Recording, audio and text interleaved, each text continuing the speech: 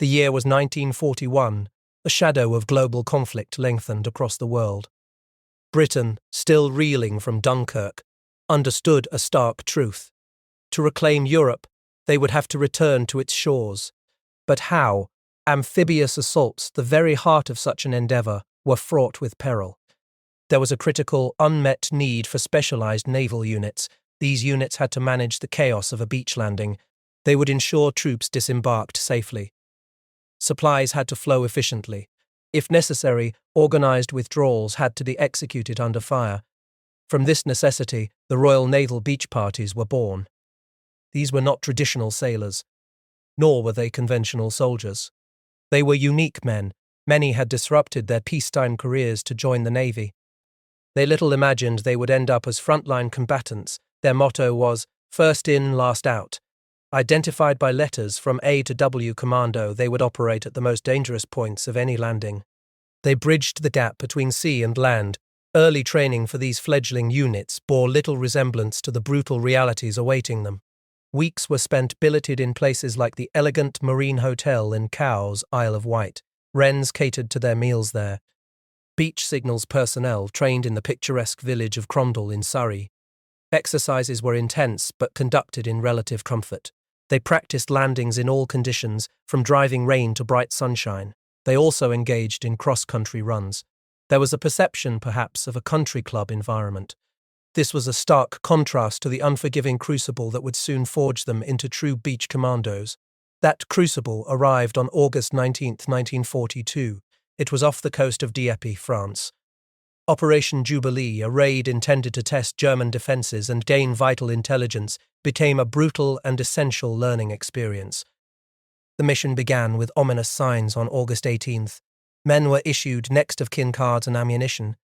This was a chilling departure from routine. Commander Lambert RNA, Principal Beachmaster, and men like W operator Kenneth Prestige embarked from Portsmouth. They boarded landing craft carrying Churchill tanks. They headed into the English Channel under the cloak of night. Dawn on August 19th was a fine and clear day. It shattered any illusions of surprise.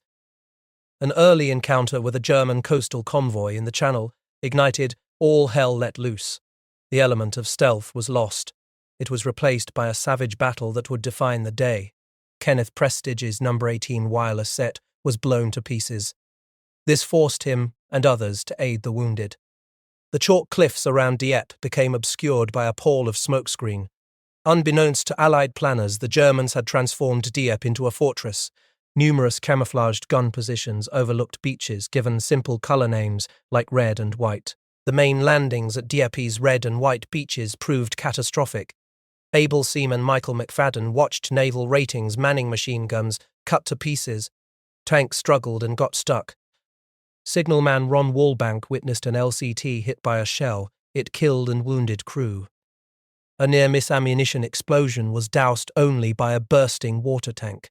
Sub-Lieutenant Ray Evans described the chaos at Blue Beach. LCTs lowered ramps too early there, drowning tank crews in deep water. Radios proved ineffective.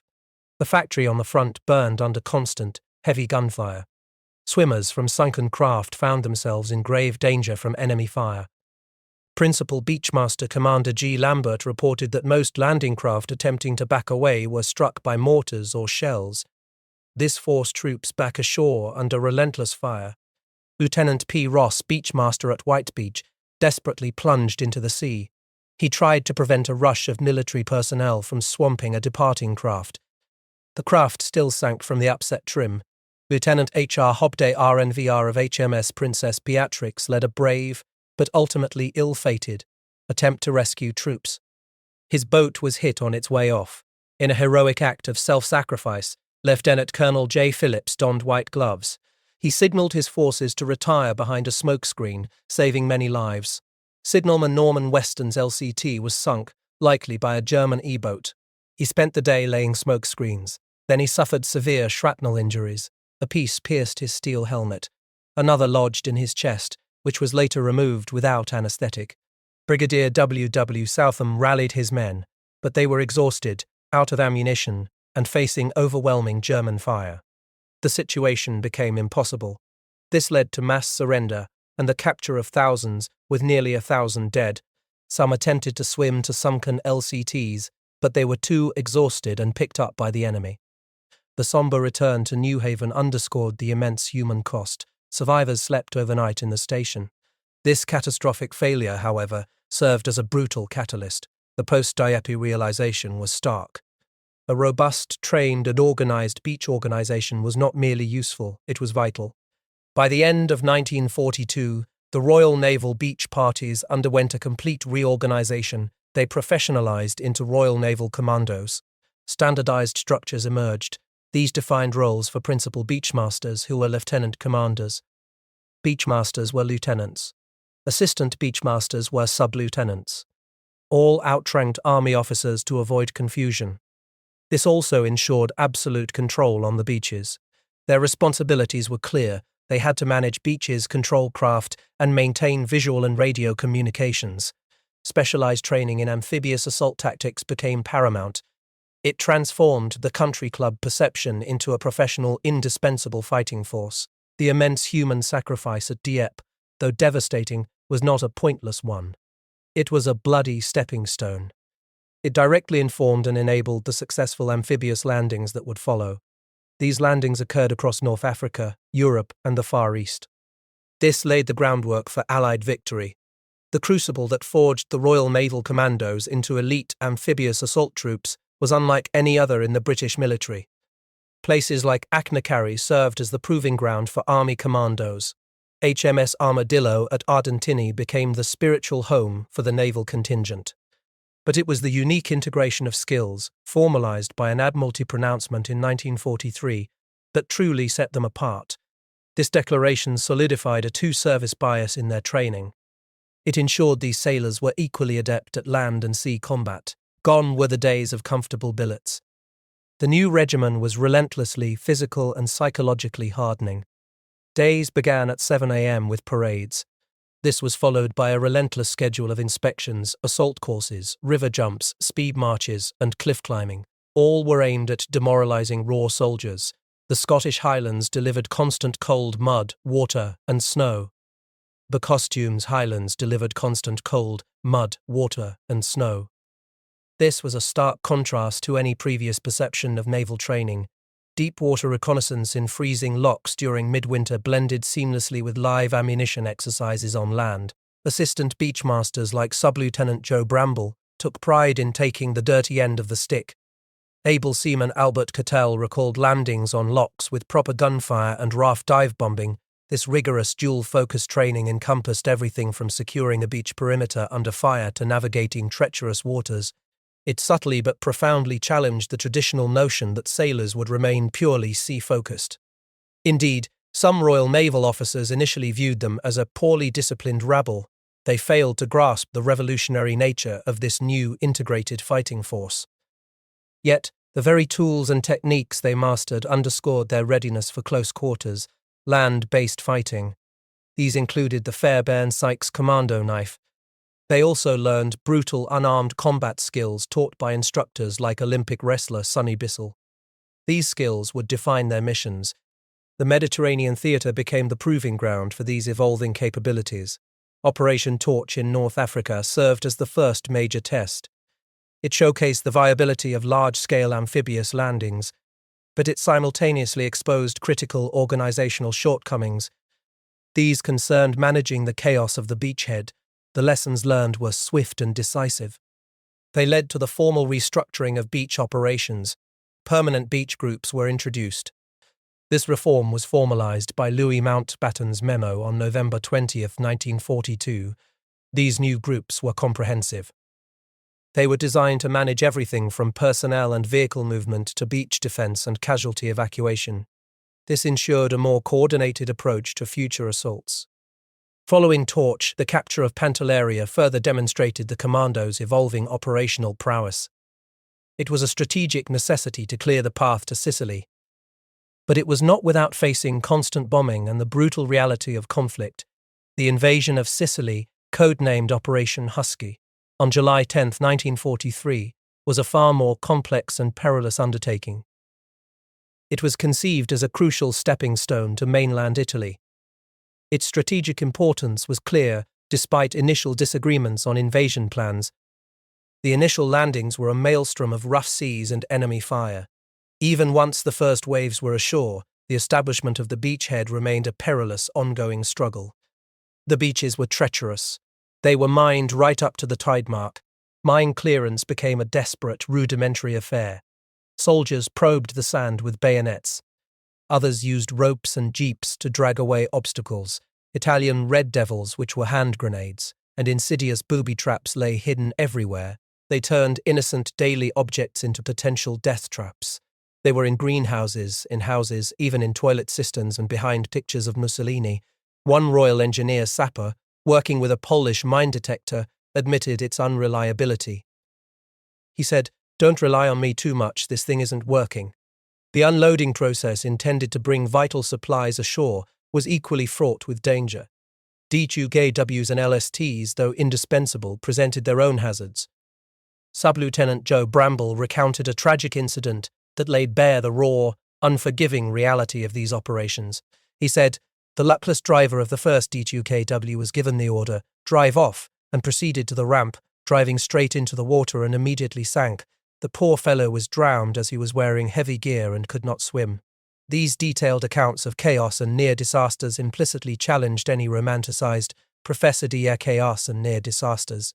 Implicitly challenged any romanticized near disasters, implicitly challenged any romanticized near disasters, implicitly challenged any romanticized near disasters, implicitly challenged any romanticized near disasters, and 20 seconds of implicitly challenged. They revealed instead the sheer grit, improvisation, and immense human sacrifice required. This was needed to gain even a foothold in enemy territory. The Allied advance into mainland Italy, following the hard-won conquest of Sicily, was anything but a swift, triumphant march. Many had envisioned such a march. Delays in negotiating Italian peace terms had, ironically, granted German divisions precious time to reinforce their positions. This transformed what might have been an easy landing into a brutal, bloody welcome. Operation Avalanche, the Salerno landings of September 1943, began under a cloak of pitch darkness. But the chaos was immediate and profound. Navigational errors, compounded by strong currents and communication breakdowns, scattered assault craft far from their intended zones. N Commando, for instance, found themselves mistakenly beached at Sapri. They were caught precariously between British and German lines. A bewildered soldier quipped, "Anybody at home?" into the pre-dawn quiet. The deceptive calm of the early hours on some beaches was a prelude to unimaginable horror. As the first waves hit, a terrifying silence often hung in the air. It was shattered by the concentrated fury of German defences. One landing party, having barely scrambled ashore, watched in frozen terror. The ground erupted just yards away. The ear-splitting crack and concussive force of an 88mm shell ripped through the sand. It threw up a geyser of earth and shrapnel. Men instinctively flattened themselves, faces pressed into the grit. The metallic tang of fear was thick in the air filled with the whistle and thud of incoming rounds. This pinned assault troops to the exposed beachhead. An overwhelming hail of machine gun and mortar fire fell upon them. Every instinct screamed to move, to find cover. But the enemy's sights were locked on. They turned the narrow strip of sand into a killing zone. A German counterattack at Vietri and Salerno threatened to push the fragile Allied toehold back into the sea. The situation was desperate. The prospect of imminent defeat was a chilling reality. But amidst the carnage, the combined forces of infantry and M Commando troops launched a ferocious counter-assault. It made a crucial dent in the seemingly impenetrable German lines. The tide of battle turned dramatically with the timely arrival of 2 additional British battleships. Their massive guns unleashed a devastating barrage. The unexpected appearance of airborne troops also helped. Their parachutes blossomed against the dawn sky, reinforcing the beleaguered beachhead. By September 12th, Vietri and Salerno were secured. It was a hard-won victory forged in the crucible of overwhelming German resistance. Beyond the initial beachhead, the Italian campaign became a relentless grind. It was a war fought as much against nature as against the enemy. The advance to the Volturno River by October 12th presented a new, formidable obstacle. The river was too wide, too deep, and its current too swift for tanks to ford. Lieutenant Commander Bailey RN declared it a war fought against nature itself. M Commando, under Principal Beachmaster Bailey, shifted its focus from beach opening. They facilitated a perilous riverine assault. Sub-Lieutenant Sam Ellman led the land party. The operation unfolded under constant mortar fire from moaning minis. This forced troops to dive into ditches at the dreaded hiss of a descending mortar salvo. The marshy, thorny terrain made every step uncertain. Efforts to guide boats across with ropes proved futile. The current was too strong, sweeping craft downstream. Catastrophe struck when a Sherman tank drowned due to an LCT's incorrect beaching. Improvisation became paramount. This led to the unconventional discovery of a viable landing spot for tanks on the north side. It was a shallow coast with off-lying sandbars and deep intervening runnels. This was a testament to the commandos' adaptability. In this brutal theatre, the grim reality of Hitler's commando order from November 1942 cast a long, chilling shadow. This directive ordered the summary execution of any captured special forces. It underscored the extreme dangers faced by commandos and instilled a climate of fear. It necessitated constant vigilance. It impacted psychological warfare. Capture became a fate worse than death. This undoubtedly influenced the actions of both sides regarding prisoners and intelligence. The order served as a stark reminder of the unique and perilous status of special operations personnel. It intensified the already high stakes of every mission. As the Italian campaign wore on, the Royal Naval Commandos' roles diversified. They extended to new, challenging theatres. The Anzio landings on January 22, 1944, saw A, K, and N commandos adapting to a new set of challenges. N Commando, facing a sandbar in their intended landing area, swiftly switched to DGKWs. This demonstrated their characteristic resourcefulness. The approach, intended to be silent, was punctuated by the very noisy Americans. Signalman Red Nadin observed their calls and banging equipment echoing across the water.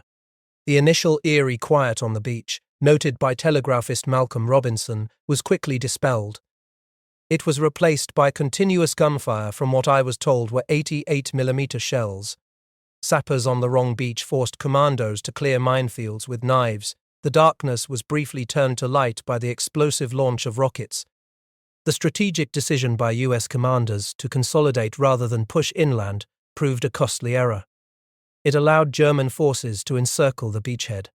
This turned Anzio into a static attritional battlefield. It was reminiscent of World War I. Nights were spent huddled up in greatcoats with rats scuttling for food. Commandos undertook dangerous forward observation missions. Petty Officer Gordon Holwell led a team through American lines to locate German guns, shelling Allied ships. He relayed crucial positions back to HMS Spartan. A significant shift in operational theatre occurred with the deployment of H Commando to Burma for Operation Screwdriver. The Far East presented an entirely new set of adversaries and environmental challenges. There was dense jungle, few roads, and treacherous river systems. Logistical hurdles were immense. The tropical kit of orange shorts and bush shirts offered little comfort against the oppressive heat and humidity. Able seaman George Fagents joked they were stores left over from the Boer War and a right lot of fairies we looked. Rations were notoriously poor. Tea compo congealed into a cheese-like substance. Operations Screwdriver 1 and 2 involved H Commando, Royal Marine Commandos, and West African troops. It aimed to land Allied forces to expel the Japanese and divert them from strategic roads. Encounters with African native troops carrying assegais and Gurkhas highlighted the diverse nature of the Allied forces. Dangers were manifold. Tropical illness afflicted George Fagents. Hostile Japanese forces and even murderous bastards in the form of pirates posed threats. The macabre reality of jungle warfare was underscored by Dixie Dean's attempt to take boots from a dead Japanese soldier. The leg detached. Sub-Lieutenant Clifford Cloughton experienced a terrifying feeling of helplessness. His LCA engine stalled with wounded aboard, making them sitting ducks before it miraculously restarted. This deployment marked a crucial expansion of the commandos' global reach. It proved their adaptability from the shores of the Mediterranean to the unforgiving jungles and rivers of Burma. D-Day, formerly known as Operation Overlord, was a meticulously planned yet brutally chaotic amphibious assault. Its naval component was Operation Neptune. It ultimately hinged on the courage and adaptability of specialized units. German defensive preparations included formidable underwater obstacles. These were steel crosses topped with telemines, great iron barriers, hedgehog obstacles, and mined tripods. Many were armed with high explosives. These deadly traps demanded the first, most perilous wave of specialized landing craft obstacle clearance units.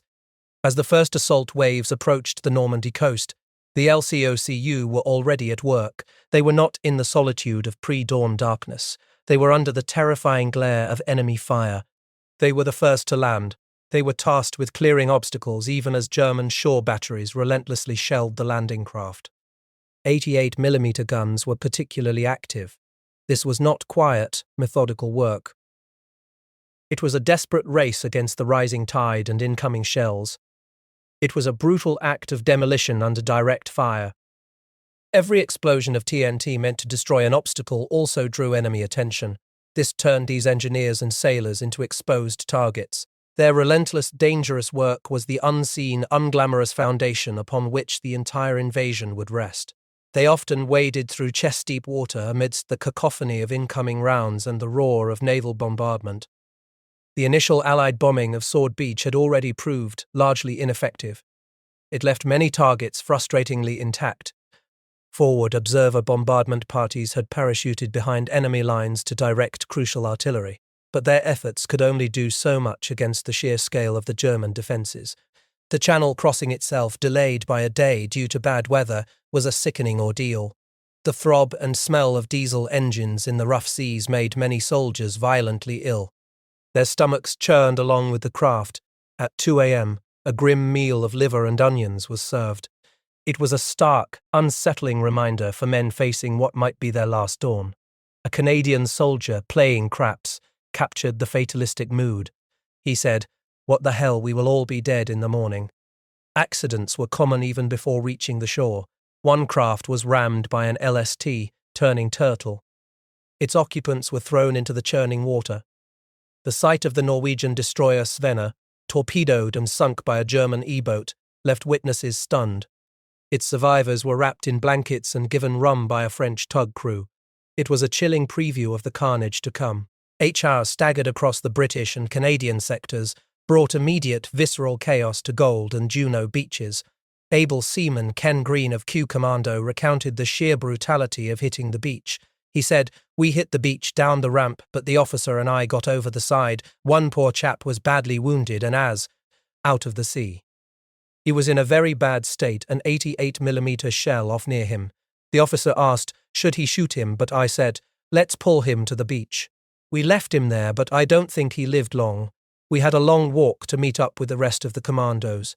Thank God there were sand dunes, which gave us plenty of cover." Green's harrowing account was far from unique. Mislandings were rampant, craft were thrown off course by strong currents, and the sheer volume of traffic, the extensive beach obstacles, though partially cleared by the LCOCU, still presented deadly hazards. Badly wounded men clung weakly to these barriers. They were brutally battered by the flood tide. Their bodies rolled back and forth with the waves. Little mounds of khaki-clad casualties piled up at the water's edge. Among them were young men like Michael Austin, who had just married. The noise was deafening. It was a cacophony of rocket-firing craft. There was the thunder of Royal Navy destroyers like HMS Warsit, and the deep, comforting roar of shells weighing a ton apiece fired from monitors like the Roberts. Yet, the exact source of the relentless German machine gun, mortar, and 88mm shell fire was often unclear. This added to the pervasive terror. The beaches quickly became an organized shambles. Sunken craft, drowned tanks, and vehicles littered the waterline. They blocked the shallows. This forced later waves to bulldoze their way through the flotsam. The planned flow of tanks, guns, and trucks dwindled to a trickle. This led to the critical decision to delay the third wave of vehicle carriers offshore. Every step was a struggle. Heavily laden troops waded ashore in water often too deep. Their boots sank into the sand. Sand dunes offered essential life-saving cover from the relentless German fire, though areas like Corsals became an inferno of shattered, burning buildings. It was a brutal, unforgiving reality that exposed the raw grit and determination required. It implicitly debunked any notion of a smooth, perfectly executed invasion. With obstacles cleared, landing craft could reach the shore, yet the beaches remained a perilous environment, constantly under threat. The immediate superhuman task of the beachmasters and their beach parties was to bring order to this chaos. They rapidly established communication stations and cleared crucial beach exits for the continuous flow of troops and equipment. This was a desperate struggle against time and enemy fire. It demanded immense improvisation and courage. Captain WFN Gregory Smith, the principal beachmaster, recounted a terrifying moment. A commando's pickaxe struck a mine while digging a control post. This resulted in a blinding flash and gruesome devastation. It was a constant reminder of the unseen dangers lurking beneath the sand. The determination to establish a foothold was absolute. Petty Officer Ron McKinley, whose craft had drifted out of its assigned area, denying him his finest hour, went ashore alone. He was driven by a fierce need to contribute. He found himself in a tense standoff with a German soldier. It was a moment of moral ambiguity and personal risk. This underscored the unpredictable nature of combat. Even as darkness fell, the fight continued. Ordinary seaman Mick Richmond, armed with a Lanchester submachine gun and a .45 revolver, navigated a mined sandy slope to an underground command post. He boldly ordered 13 German soldiers out with a shouted, "Rouse." Rouse, his courage was matched by able seaman George McAuliffe, just 18. He waded chest-deep into the sea under fire. He freed an LCA propeller entangled with the webbing and equipment of a dead Canadian soldier. He pulled the body ashore for identification. His unwavering focus was on keeping the landings flowing, even in the face of such grim horror. The colonel's somber words to his officers that first night underscored the precariousness of their situation. He said, "Please all of you keep alive until the morning." Sub-Lieutenant Derek Dowsett, positioned precariously near an explosive tankette, vividly described the constant tension. He checked on men in their slit trenches, fearing any direct hit. German counterattacks were frequent, particularly at Bernieres. They involved tanks and infantry with grenades, mortars, and small arms fire. Allied troops fought them off from old German trenches. The marked lack of enemy airstrikes during D-Day itself was a tactical advantage. But at dusk, enemy aircraft appeared. Strafing the beaches, they were met by a spectacular fireworks display of tracer fire from the entire invasion fleet. After hours of being cold, wet, and hungry, often surviving on little more than a chocolate bar, soldiers like Gregory Smith shivered in their foxholes. They found little peace as the sounds of battle receded only slightly. The beachhead was held. That the fight for Normandy had only just begun. It was a struggle that would demand every ounce of courage and resilience from the men who had landed on its shores. The D-Day landings, while a resounding success in establishing a foothold, were merely the brutal overture to a sustained, grinding campaign. For the Royal Naval Commandos, the Normandy beachhead remained a crucible of constant danger and relentless logistical struggle. A furious gale struck 7 days after D-Day. It devastated the nascent port facilities and supply lines. This underscored the fragile grip the Allies held. Yet amidst the chaos of wrecked landing craft and the ever-present threat of German artillery, UKWs proved indispensable. They tirelessly ferried vital ammunition ashore.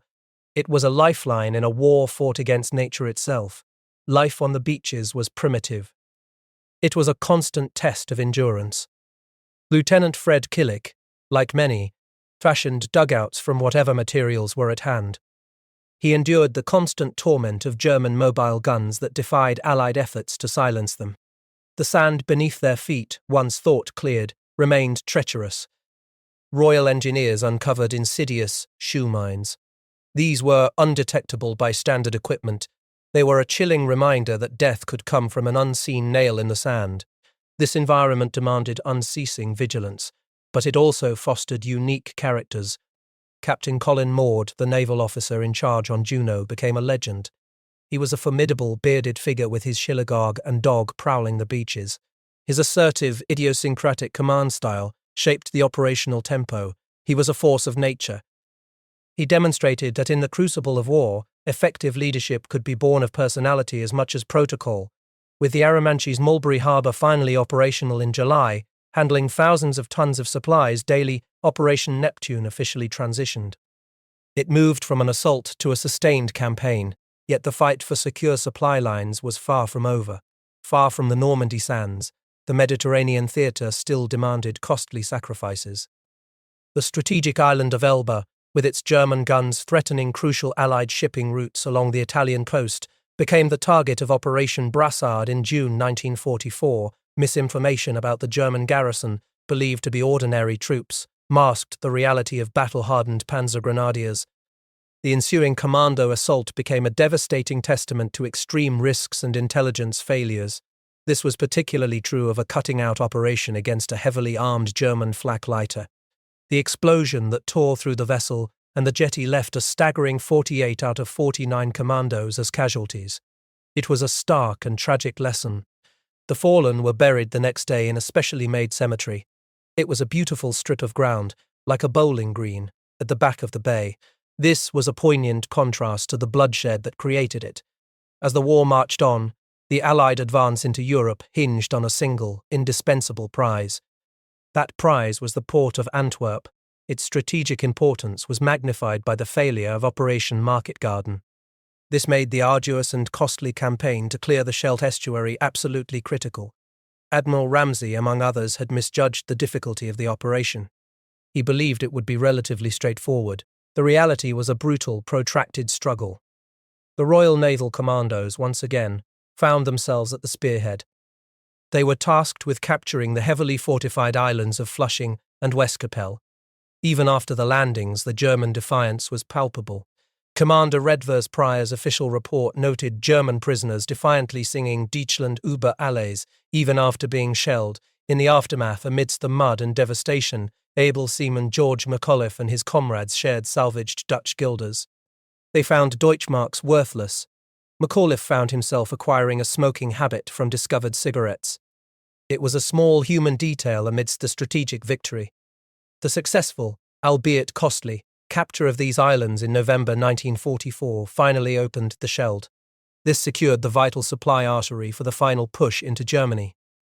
By the spring of 1945, the war in Europe was reaching its climax. German forces, in their last stand, had retreated to the strategically important Po Valley in Italy. Here, Royal Naval Commandos once again adapted their amphibious expertise. They piloted armoured fantails and buffaloes across Lake Comacchio as part of Operation Roast.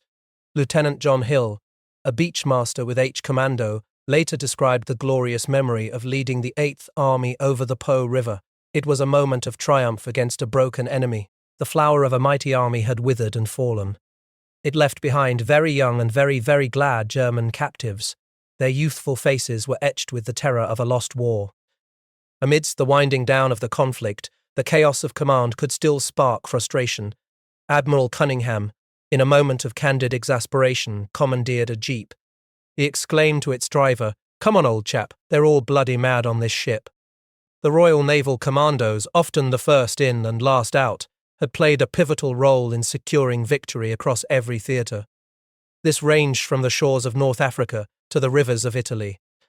Their experiences were marked by relentless struggle, immense human cost, and constant logistical challenges of amphibious warfare.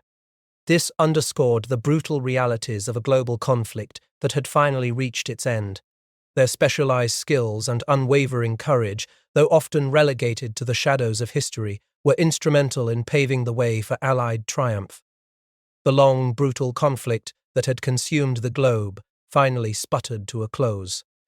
With Germany's surrender on May 8, 1945, a wave of relief, tinged with exhaustion, washed over Europe.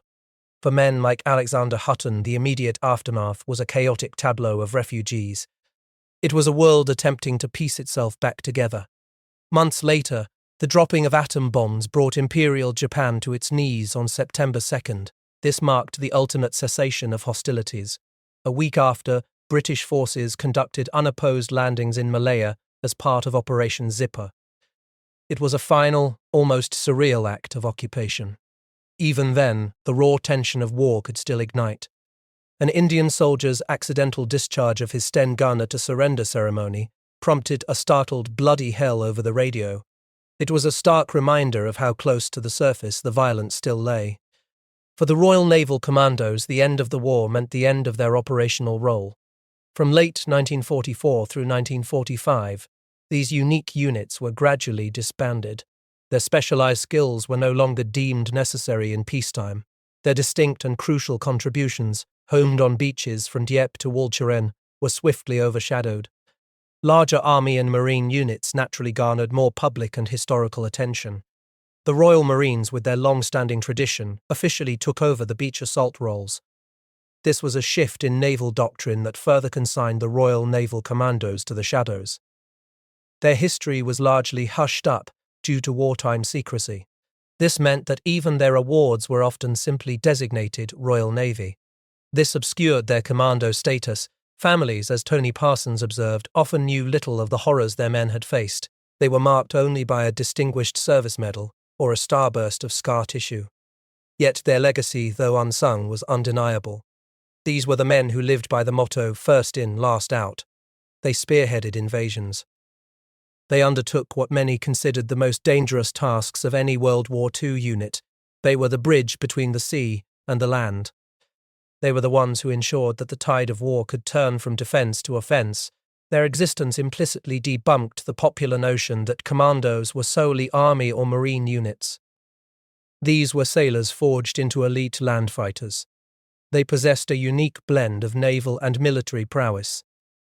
Decades later, a flicker of recognition ignited. To preserve their stories, the Royal Naval Commando Association was founded in 1981 by George Fagans.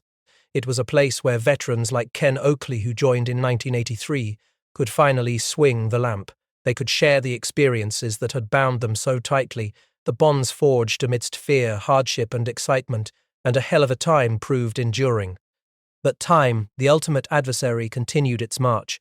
In the spring of 2003, the association itself disbanded.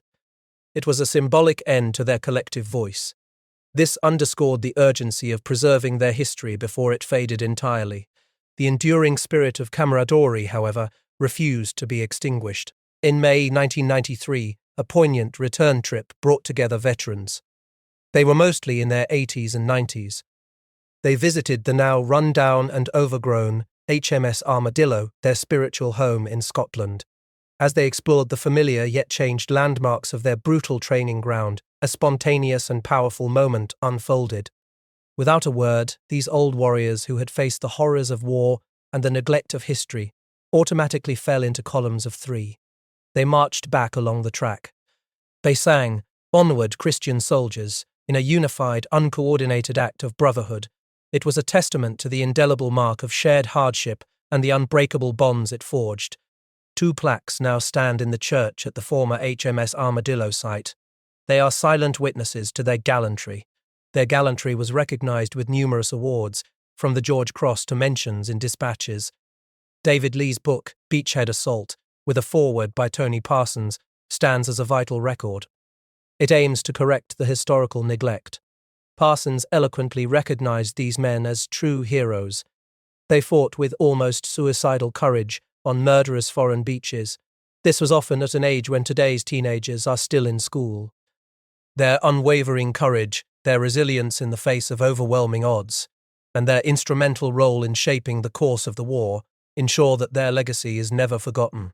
As Field Marshal Erwin Rommel, their formidable adversary, famously stated, "The war will be won or lost on the beaches." The Royal Naval Commandos, first in and last out, ensured that it was won.